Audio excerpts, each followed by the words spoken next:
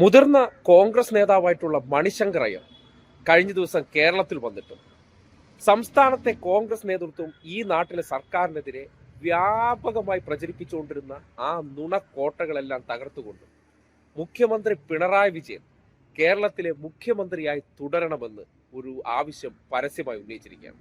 ശ്രദ്ധിക്കുക, മണിശങ്കർ അയ്യർ. ആരാണ് മണിശങ്കർ അയ്യർ?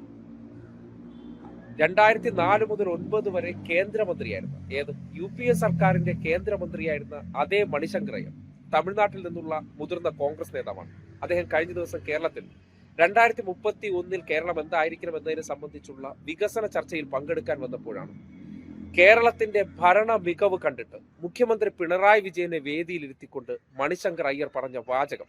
ആ വാചകത്തിലുണ്ട് എന്താണ് കഴിഞ്ഞ 10 വർഷത്തിനിടയിൽ ഇടതുപക്ഷ സർക്കാർ ഒരു നാടിന്റെ മാറ്റത്തിന് വേണ്ടി പ്രവർത്തിച്ചു എന്നുള്ളത് സംബന്ധിച്ച് കേൾക്കുന്നവർക്ക് വിലയിരുത്താവുന്നതാണ്. ശ്രദ്ധിക്കുക, മുതിർന്ന കോൺഗ്രസ് നേതാവിന്റെ വാക്കുകളാണ് നിങ്ങൾ കേൾക്കാൻ പോകുന്നത്. As the best Panchayati Raj state in the country, I have to fall at your feet, Chief Minister Pinarayi Vijayan, and say, please, sir, pick up the baton that the Congress has dropped. So in the presence of the Chief Minister, who I'm sure will be the next Chief Minister. കേട്ടല്ലോ, ഇന്ത്യയിൽ പഞ്ചായത്ത് രാജ്, അതായത് ഈ പഞ്ചായത്തുകൾ എന്ന് പറഞ്ഞാൽ ഓരോ നാട്ടിലും ഒരു സ്വയംഭരണ കേന്ദ്രങ്ങളാണ്. ജനകീയാസൂത്രണം, ജനങ്ങളിലേക്ക് നേരിട്ട് സർക്കാർ നടത്തുന്ന വികസന പ്രവർത്തനങ്ങൾ തദ്ദേശ സ്വയംഭരണ സ്ഥാപനങ്ങൾ വഴി നടപ്പാക്കുന്ന ഏറ്റവും മികച്ച മാതൃക കേരളത്തിലാണ്. ആര് ഭരിക്കുമ്പോൾ? 10 വർഷത്തിന്റെ പിണറായി വിജയൻ സർക്കാർ.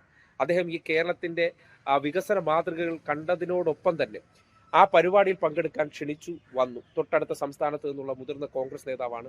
മുൻപ് തദ്ദേശ സ്ഥാപനങ്ങളുടെ മന്ത്രിയായിരുന്ന അനുഭവത്തിന്റെ അടിസ്ഥാനത്തിൽ കൂടിയാണ് മണിശങ്കർ അയ്യറെ ആ പരിപാടിയിലേക്ക് ക്ഷണിച്ചത്.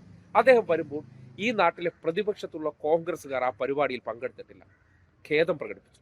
നിങ്ങൾ വീഡിയോയിൽ കേട്ടല്ലോ, പരസ്യമായിട്ട് എന്റെ രാഷ്ട്രീയ പാർട്ടി ഇതിൽ നിന്ന് വിട്ടുനിന്നതിൽ ഞാൻ ഖേദിക്കുന്നു. എന്റെ രാഷ്ട്രീയ പാർട്ടി കമ്മ്യൂണിസ്റ്റോ CPM അല്ല, കോൺഗ്രസ്സുകാരനായിട്ടുള്ള വ്യക്തി പറയുകയാണ്.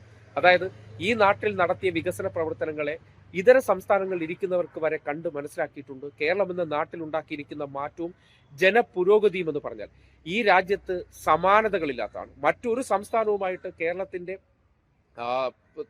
എല്ലാ ജനവിഭാഗത്തെയും അടിസ്ഥാന മേഖലയിൽ നിന്ന് ഉയർത്തിക്കൊണ്ടുവരാൻ വേണ്ടി ഒരു സർക്കാർ നടപ്പാക്കിക്കൊണ്ടിരിക്കുന്ന പ്രവർത്തനങ്ങൾ, അത് ആവിഷ്കരിക്കുന്ന പദ്ധതികളെ സംബന്ധിച്ചും 2031 ഈ നാട് എങ്ങനെ ആയിരിക്കണം എന്നതിനെ സംബന്ധിച്ചുകൊണ്ട്